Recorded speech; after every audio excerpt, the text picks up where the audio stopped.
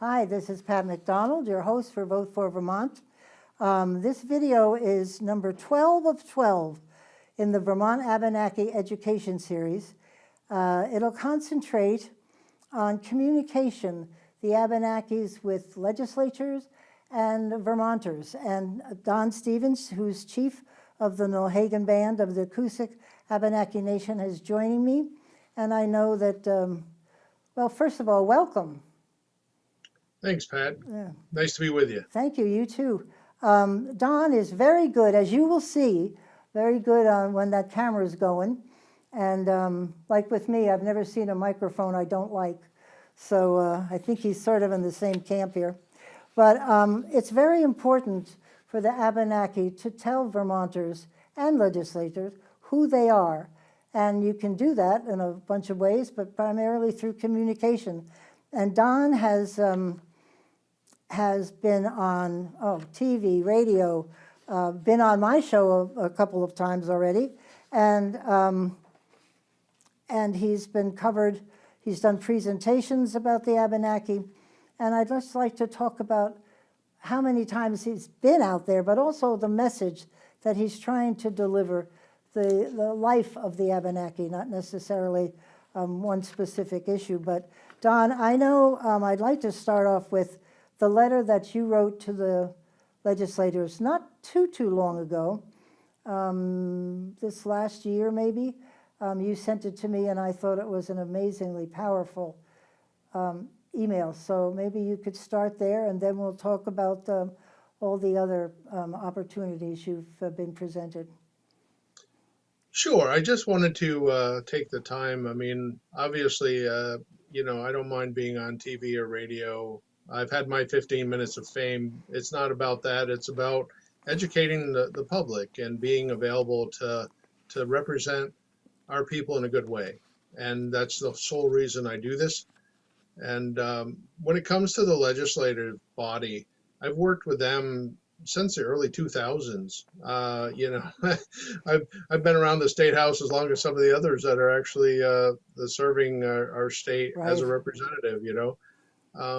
But when I wrote recently to the Vermont legislators, it was to remind them that even though we have a lot of turmoil in the national level, that Vermonters have always complimented themselves on being different and to leading the way and to being bipartisan and working for the betterment to uplift people and not get it mired down in the mud of hatred or trying to remove people.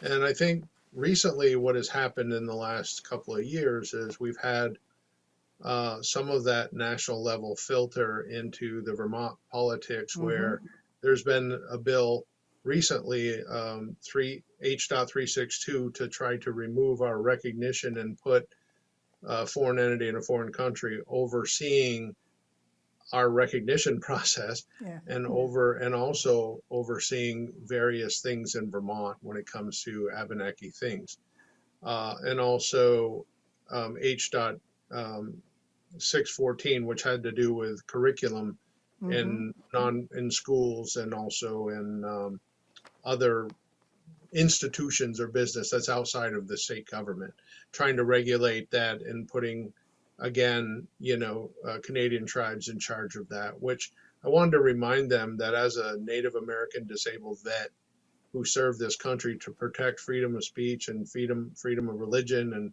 and freedom of the press and everything else, that why are you trying to do this to me when I fought for that, and you're giving someone that doesn't even have a U.S. passport oversight over me, myself, my citizens, and also United States and Vermont programs and policies. To me, that's just un-American. It's wrong, and it's against our Constitution and what I try to defend. So I wanted to remind the legislators that I have spent decades working with them with legislation to uplift people, not to tear people down. And also when they promised not to create ethnocide on our people ever again, or degradate us because of the eugenics policies that Right. they apologize for, that now why are some of them going back on that word, or I should say one person going back on that word and trying to detriment our people. And I just wanted to remind them of those obligations to U.S. citizens and Vermont constituents who they serve. Yeah, I would like to remind people, we're going to be we have a video on the eugenics here in Vermont, and it is going to be, if I can quickly find it, here it is. Sorry, it's the number 10 about eugenics, and if you could look that up in our YouTube channel and also here at ORCA, you could find that, because I am embarrassed to say I didn't know much about it till this series started, and I'm just appalled. And I don't think people realize what an outrageous thing happened here, and they need to know about it. Yeah, I think it was also featured in quite a few things. There was different documentary shows that have been done, eugenics programs. Right. I know the Vermont movie was also included, the eugenics.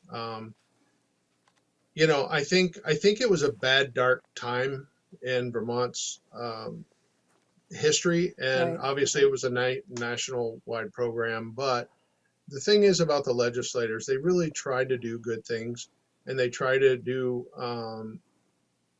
they try to fix problems that they might have caused. And so they, through the apology, they created the Truth and Reconciliation Commission, which is out to look to see what harm was done during that, so it doesn't get repeated. Right. Like I said, we're not looking for anything special. We just want to make sure that that kind of tragedy doesn't happen again, where people would be sterilized or not considered good Yankee stock and not deserving of breeding. And my family was one of the biggest targets of that program, and we just didn't want to repeat that. So I think we have a lot of support of legislators, and they try to do good things. I think sometimes there's some misguidance there. Well, I think with I've different always people. said that I think all legislators, regardless of whether I agree with them or not, all wake up in the morning trying to do the best they can in the ways they support, to do the best for Vermont. And I don't get angry at them if they have a different take. It's just I'd like to understand it, but it's not done to destroy anything. It's done for, as they see it, for the betterment of Vermonters. But Right. I don't know. That's another one of the things why I reminded them of the oath that they took when they if you look at the oath of office that they had to affirm when they became a legislator, they had to say they would not submit any bill that would intentionally harm anyone. Right. That, you know, that they would do their utmost best to work for the behalf of the constituents of Vermont, Right. and also try to not harm people through legislation. And that's why, you know, I just wanted to remind Right. them because there's such a turnover in the legislative body. Yes. Every couple of years, Yep. you know, we have new legislators that come in. We just want to remind them of their oath that they took, and to not try to remove us as Indigenous people, and to work with us to uplift. And that's my whole career that I've worked with legislation, is always to uplift. I've never done anything to deny anybody's heritage or culture, to,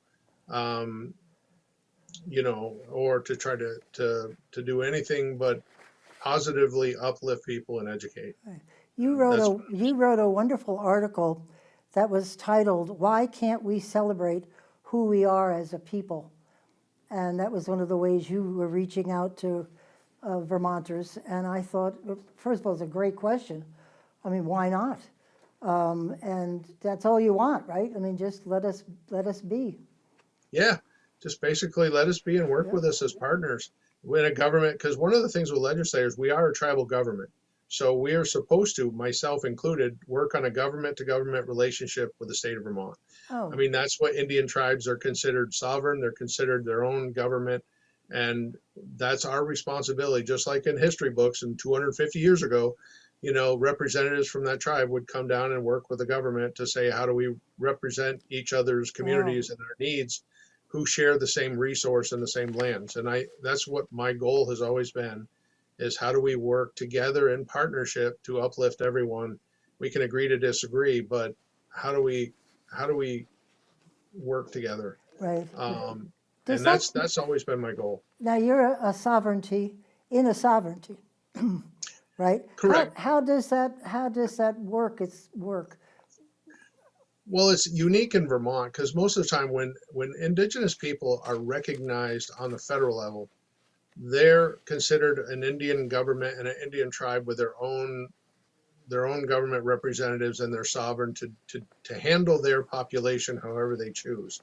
However, they still fall within the United States. So Right. they're still required to have a passport, and they're still, Right. so same thing in Vermont. Like, once we were recognized, our government, and we were put in statute as a tribe, we're on the same level as the state of Vermont to work in partnership to govern ourselves independently. However, we still fall under the state of Vermont as Vermont citizens, and we still have to work together under the laws that are provided to us. Right. We're not exempt from laws. We're not exempt from taxes, like individual taxes. Right. I mean, obviously our properties are exempt, but not individual taxes. We still get DMV licenses. We still we still vote. Right. I mean, so we have to work together in partnership, Right. but we control our citizenship. We control what happens on our tribal lands.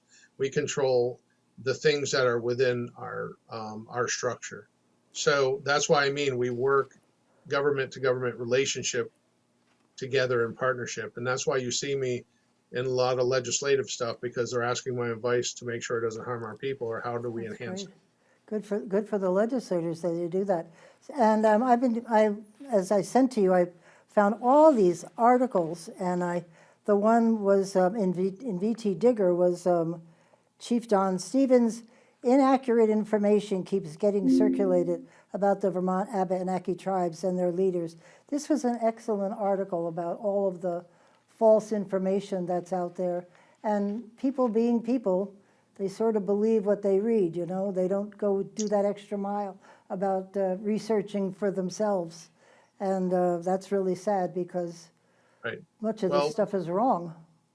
Well, I think especially people love tragedy. I mean, that's why on the news you see 25 minutes of tragedy and 5 minutes of feel good. Right. I think people gravitate towards negative things sometimes, or sensational news or sensational programming. And where this happened with us is that we've been back and forth with the Canadian tribes ever since 250 years ago. You have to understand that Odanak fought on the side of the British, and we fought on the side of the Revolution and the Patriots. So there was a difference. There was a divide. There you go. Right? I'm just saying that's just a fact, right? I mean, they were in British territory in Canada, and we were in U.S. territory and fought with the Revolution. Yep. So there's always been back and forth issues between family, we call them family parties. And, we've had good relations, we've had bad. But in 97, they started doing an exploratory land claim down in the U.S. to say, what would it take for us to get reparations for land that was taken from us? And as soon as we started going for recognition, they didn't like that, because it would stand in their way in case of a court case of their standing. Because if we existed, they wouldn't have any standing, because they're not the only one that exists. So once we were recognized and had legal standing in the United States as Abenaki, then if they tried to sue the state of Vermont in federal court, the Vermont would say, we have our own Abenaki, you're in Canada, have a nice day. Right. And the federal court would probably say, yeah, we have Abenaki in the United States. But if they got rid of us, then there would be nothing standing in their way to try to do that land claim before the United States or Vermont was even a state. Right. So they did that in Canada and got $350 million, and now they're looking for U.S. And they can't do it while we exist. And that's why there's been such a campaign for them reaching out to legislators to kill our recognition, or reaching out to the public through negative ads or media. Yep. They're trying to pressure the public, to pressure legislators to get rid of us. And I don't know why the state would do that, because we're kind of their insurance policy in a way. because this is our homeland. We don't want to be removed from it. Right. And I don't really want to give Canada or the Canadian Abenaki in our territory, our land. So with that in mind, how do Abenakis in general, I mean, you're in Vermont and they're in Canada, do they really recognize the state boundaries? Because as you just said, you're citizens, but you're also registered citizens of the Abenaki. Right. They don't recognize the borders until they hit the U.S. line and they're asked for their passport or their Canadian. Oh, and then they remember, oh. Well, you have to understand, Native people back under the Jay Treaty, when they signed the Jay, Yep. when we all signed the Jay Treaty, we were allowed free passage back and forth to Canada. There were no borders. We were allowed. But as soon as 9/11 happened and the Twin Towers were attacked, the Patriot Act replaced all of that, those treaties by saying you must have an approved U.S. or Canadian, Right, valid ID right. in order to enter either the U.S. or Canada. Well, So regardless of whether we like it or not, there is a boundary. There is a 45th parallel. There's no getting around it. yep. Um, I didn't and- know that about 9/11, but you can kind Yeah. of see why they did that, because it's, Well, like you said, when they created the Patriot Act, they circumvented the Jay Treaty. yep, So interesting. regardless of whether we like it or not, there is a border. We do have to live under those different rules, and recognition in Canada is much different than recognition in the U.S. for Indian tribes. Is it each really, the government- process is different? Yeah, each government decides what process they want to use. And in the Interesting. United States, either the federal government does it federally or the states State. do it state. And here we did it by state, by Vermont Correct. state, right? Correct. Huh. And I also have federal agreements with the federal government as an Abenaki Indian tribe. So we have some form of acknowledgement on the federal level, but it's not for the same benefits and services as other federal tribes. Well, I'm just looking here at some more articles I had pulled, and there are two about the panels that were held. One was hosted by the Vermont Commission on Native American Affairs. You said you were part of that, were you not? Well, I attend though. Yeah, Well, it well- depends on when it was. From 2006 to for 3 or 4 years. I think it was 3 years. I was on the commission. Ah, And then after that, I became chief. So I became yeah, chief, and one of my other citizens Luke Willard, right. became the chair of the commission. So we kind of swapped roles almost. Uh-huh. Cool. And then I started working on getting recognition, and then from there, I've always acted as chief on behalf of the Great. chief of Nulhegan to work for the betterment of our tribes. And that's a vote, right, by Yeah. everybody, right? Yeah, I was elected. I wasn't automatically ordained into it. And it's like you are elected, and as soon as we don't like what you're doing, you're out. Well, I know, yeah, there you go. No notice. Well, there is an article, I should look for it. It really complimented you.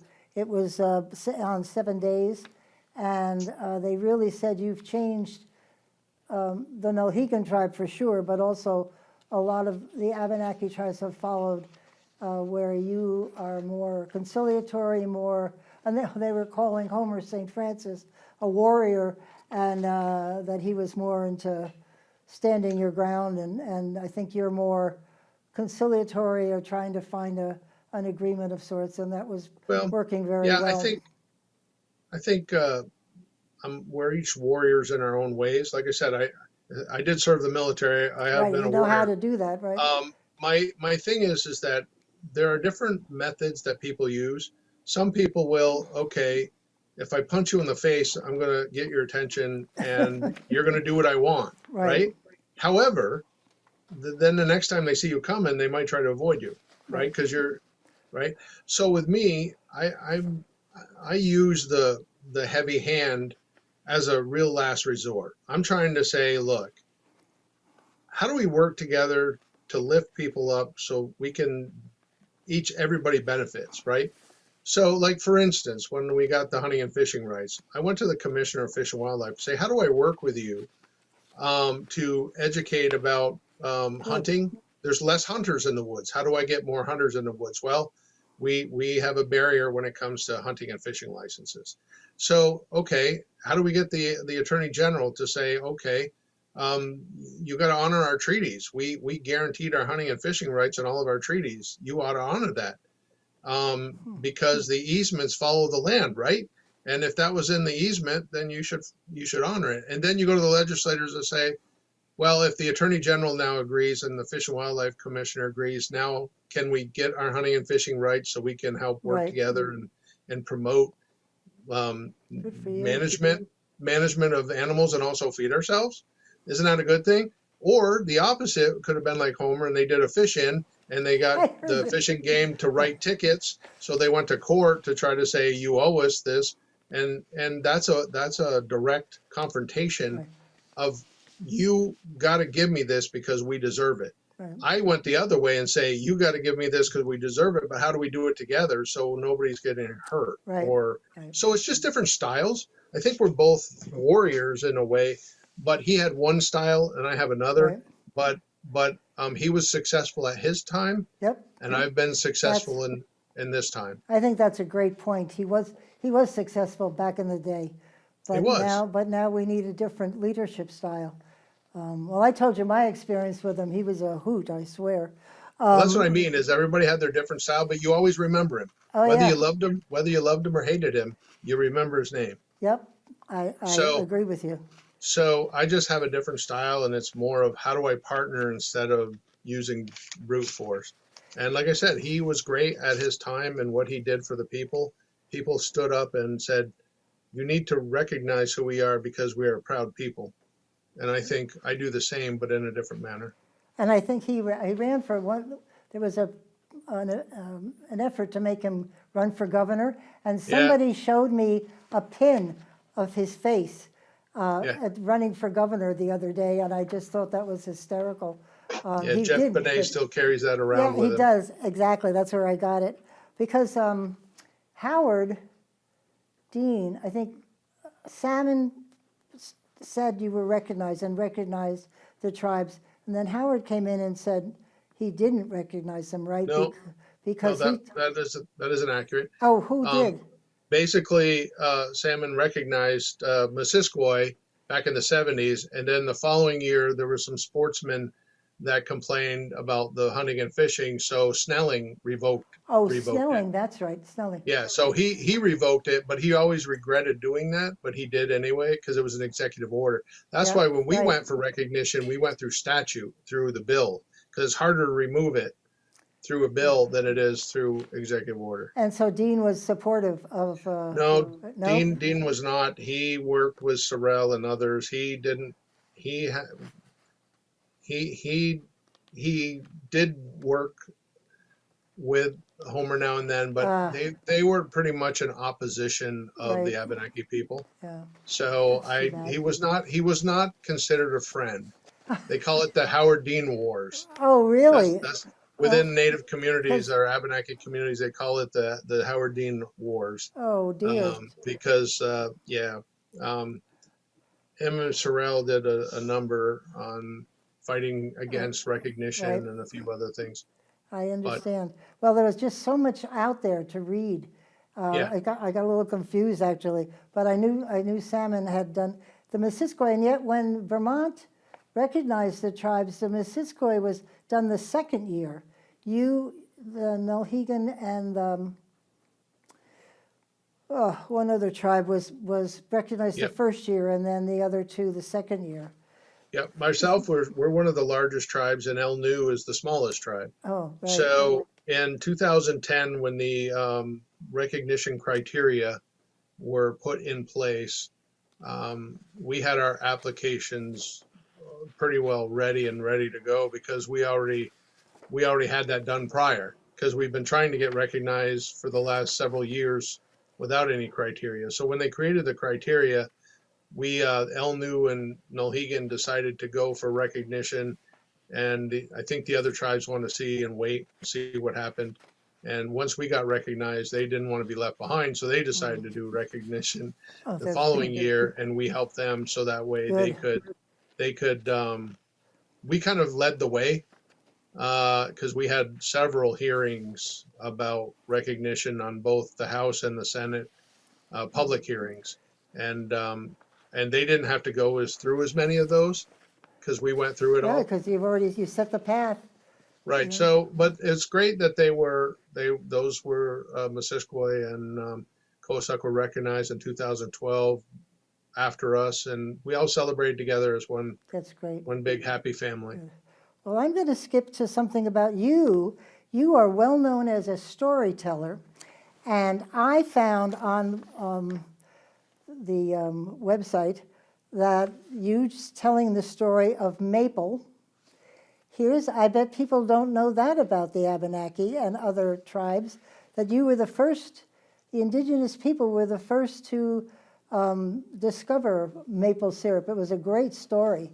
And so we thank you, because that put Vermont on the map, didn't it? Well, I'm known as a storyteller, but a master storyteller, but that's just because I'm long-winded. You just keep talking till it sounds right. That sounds That's like right. me. But that's why I'm in politics too. No, just kidding. But I'm just saying that yeah, maple syrup was an indigenous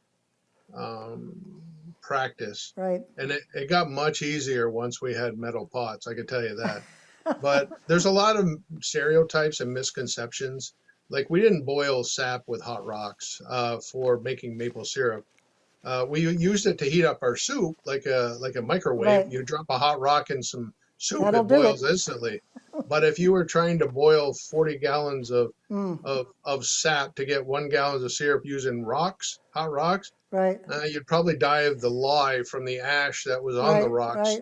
Right. So what we used to do is we used to do a lot of things like our own form of osmosis. Like, we would let the sap freeze overnight, and then the sugar content settles.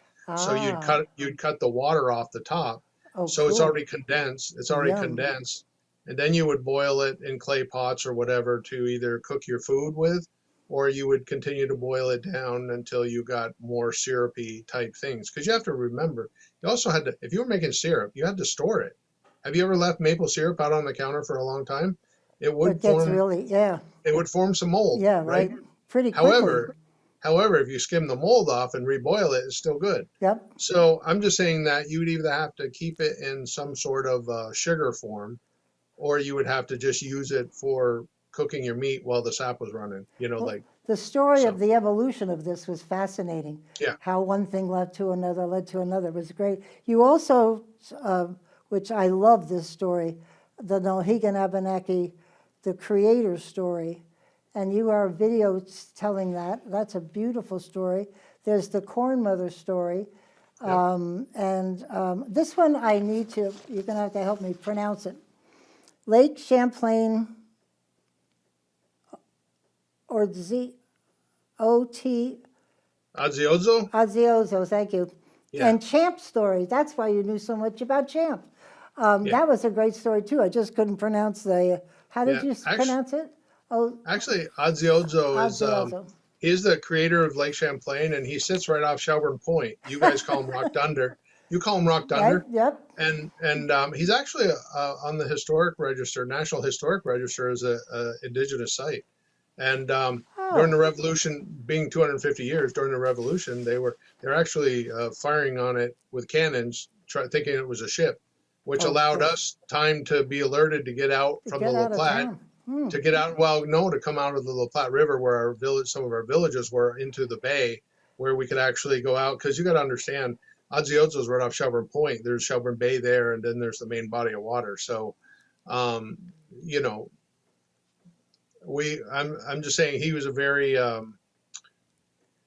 Aziozo is very important to us, going back through history of creating the lake, but also still protecting us. Nice. And Champ, obviously, it's a spirit. You're not going to catch him. You can look for him. I don't care how many bills they were put in to either protect him or look for him. Right. He is a spirit, and people can see him because he manifests himself. But you're never going to catch him. I always tell when people say, "Oh, that's a nice story," I said, "Well, when we have people like Spirit of the Woods, right? Yeah. They say, oh, well, nobody believes in Bigfoot. I'm saying, well, you got St. Francis. Doesn't he watch over the animals? Isn't that the same thing? That's Like a good just point. because it's just because it's called something different doesn't mean Right. it's wrong. Right. I'm not comparing, St. Francis to Bigfoot, but I'm saying they fill the same role, right? Yeah, no, Like I they agree. fill the same need. And And, Odziozo is the same. He's a spirit, and yeah. that's what Odziozo means is transformer. He transformed into a rock. Ah, and just so So everybody knows, Champ is ours, and there you go. yeah, that's what I said. Leave him Yeah, alone. there, exactly. Let him do his thing. Though I wanted to end just very quickly with recognition to the Vermont Abenaki Artists Association, because they have truly made an impact on Vermont. The artistry, the things that your people produce and in museums and displays around. There's a display up in the State House about Abenaki tools and the Abenaki people. And this association has done an amazing work in Vermont, and Yeah. I think we should be grateful for it.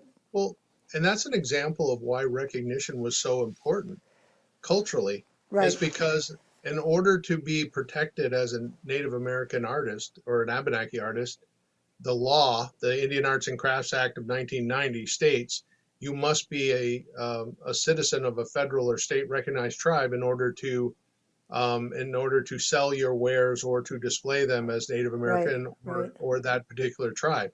So without that, we wouldn't be able to sell our stuff or even advertise it as Native American made or Abenaki made. So part of that whole recognition process, the cultural recognition of us, was to allow our artists to be able to label their things Very as Native important. American, and so people would look at it and say, "Wow, that's awesome." It just isn't just so. I'm saying is there's a lot of ramifications of good things that happen because of recognition that has nothing to do with money. I mean, it has to do with cultural pieces. And being part of our community and bringing all of these things to us. So Don, we've run out of time, and I want to thank you very much. Thank you for all you do from a communication perspective to let Vermonters understand what the Abenaki people are all about. Thank you. You're very welcome. Yeah. You're very welcome. We'll Thank see you. you. Bye.